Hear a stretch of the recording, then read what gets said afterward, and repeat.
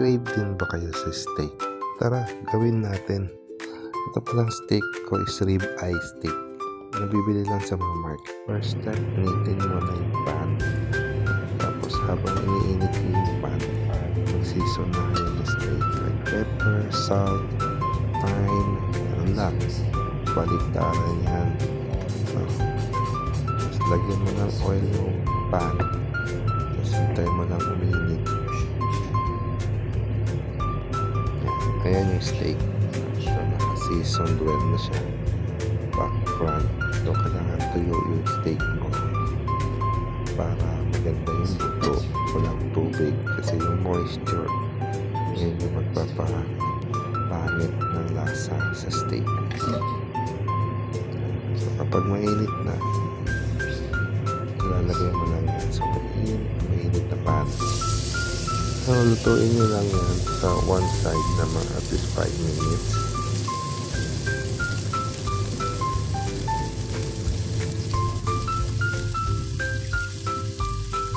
Ayan, pag naluto na yung one side, so step 4 natin is middle side. Yan na rin natin ipa-sisal, no?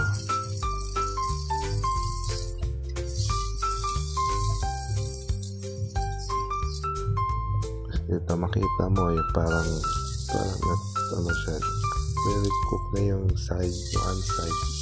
Pagka flip mo, lagay mo na dito yung butter na after the butter yung garlic, buo lang yan, nati pa lang sa gitna. So yan, i-season mo lang, tapos medyo angat mo na sa flame para hindi na maluto masyado. Then ano mo lang, i-pour mo lang yung butter sa ibabaw. Tapos yung garlic, kaya mo lang siya na-cook. Hawayan na para lumambot siya. Ano na maluto ng steak. Yung butter, set aside mo lang para at least maluto din siya, sabay-sabay siya. I-season mo lang.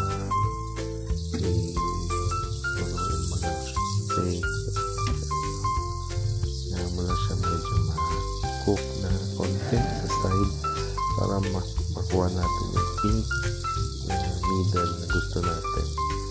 Ito nga pala luto ko is medium rare.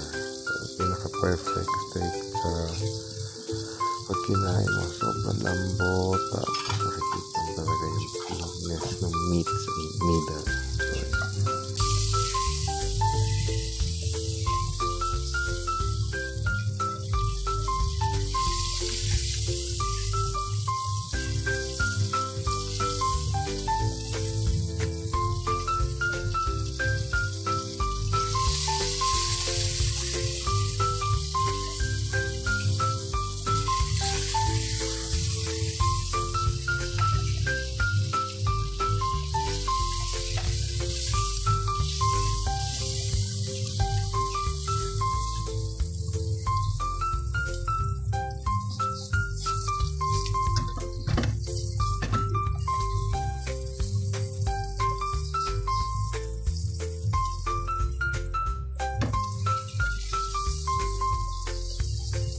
Ayan, pag okay na, i-rest mo muna saglit yung steak.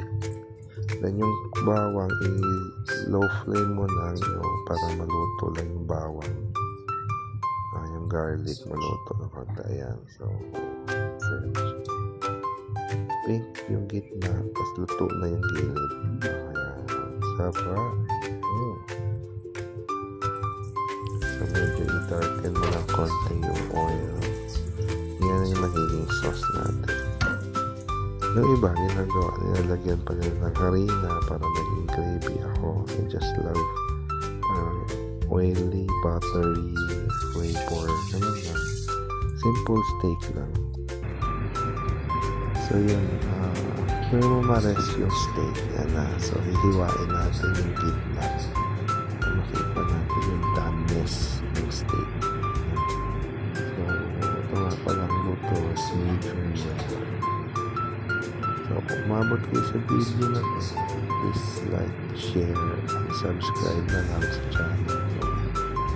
Comment na lang kung saan kayo sana na palasabi kayo pa makatulong din sa iba. So budget friendly na stay pwedeng gawin sa bahay. Hindi na kailangan pumunta sa mga mamahayan. Well, it's your choice naman kung gusto mo pumunta pa rin may experience, but ito para sa mga gusto na mga makatilim na steak. Sobrang lambot.